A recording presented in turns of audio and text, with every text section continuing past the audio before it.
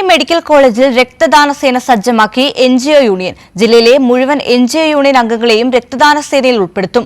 Medical കോളേജിനോടനുബന്ധിച്ച് help ഡെസ്കും യൂണിയന്റെ നേതൃത്വത്തിൽ ആരംഭിച്ചു. മെഡിക്കൽ കോളേജിന്റെ വളർച്ചയ്ക്കൊപ്പം നിൽക്കുകയാണ് NGO യൂണിയൻ.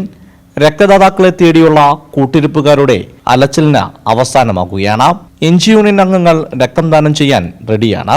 രക്തദാന സേനയുടെ രൂപീകരണവുമായി ബന്ധപ്പെട്ട് ഇവിടെ ഈ സ്ഥാപനങ്ങളിലേക്ക് വരുന്ന രോഗികൾക്ക് ആവശ്യമായിട്ടുള്ള രക്തം വളരെ വേഗത്തിൽ ഇവിടുത്തെ തന്നെ ജീവനക്കാരുടെ ഭാഗത്തു നിന്ന് അത് ദാനം ചെയ്യുന്നതിന് വേണ്ടിയുള്ള ഒരു ക്രമീകരണമാണ് സംഘടന നടത്തിയിട്ടുള്ളത്. യൂണിയന്റെ തന്നെ ഹെൽപ്പ് ഡെസ്കും സജ്ജമാണ്.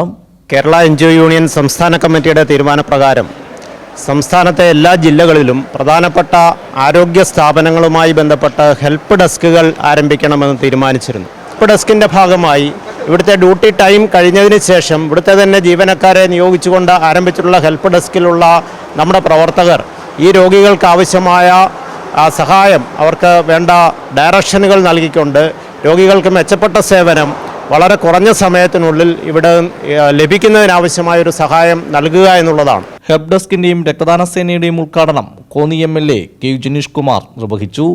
കൈരളി ന്യൂസ്, പത്തനംതിട്ട.